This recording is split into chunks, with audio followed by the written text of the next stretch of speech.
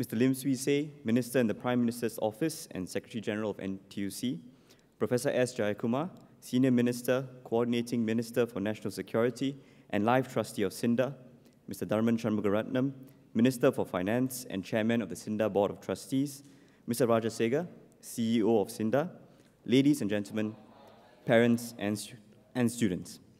Today we celebrate the achievements of many individuals in studies, sports, and the arts. As the spotlight is on those of us who have done well, we know for sure that the achievements are not the results of our efforts alone. We all owe a great debt to our families, schools, teachers, and the community at large who have made our success possible. We and many batches of students before us are the beneficiaries of SINDA's initiatives. Many of us have also been encouraged by the recognition that we get from our community for our achievements through award ceremonies like today's. On behalf of all award recipients, I would like to thank SINDA's founding fathers for their foresight and the countless others who work passionately for the educational and socio-economic upliftment of our community. Many of us here have experienced setbacks along the way.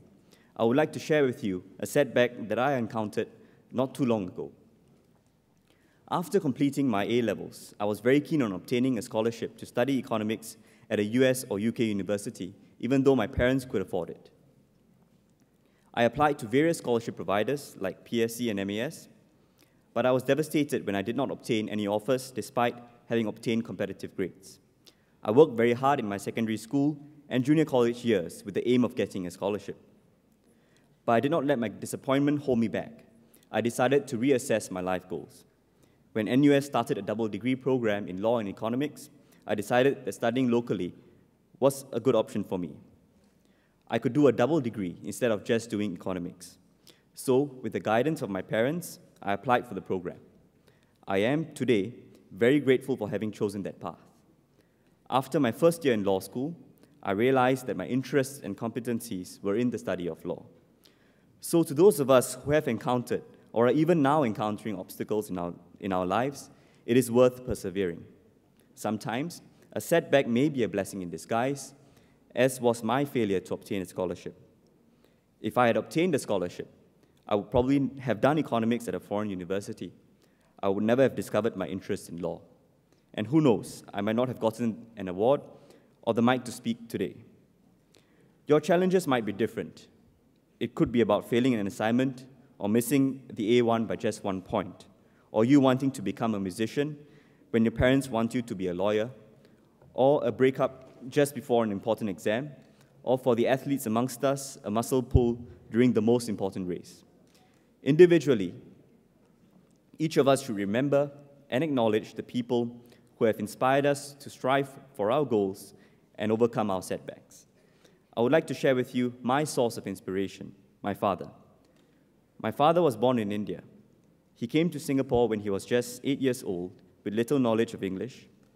With sheer grit and determination, he studied and worked his way up using the educational system as his ladder. After his pre-university education, he read law as a part-time student while serving as a police officer. He is now successful in legal practice. Over the years, he has actively contributed to the community in many ways. He has shown me that education is the best path for upliftment of individuals and the community.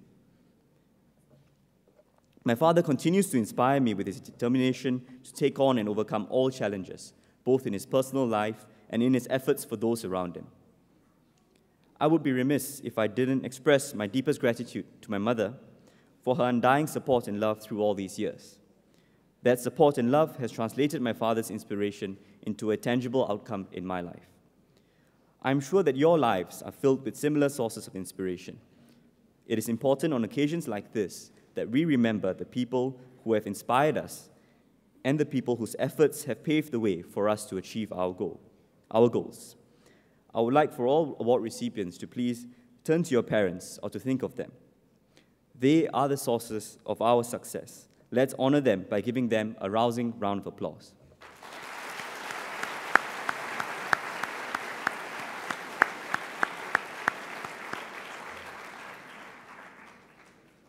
We will not be doing justice to the efforts of our parents and the wider community if we feel that our gratitude has been sufficiently marked by a speech or a round of applause, and then to proceed to chase personal goals and ambitions.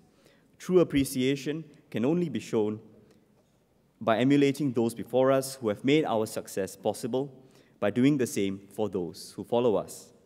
All of us have received significant inspiration and abundant assistance, and we should now give back our time and efforts to our families and to our community.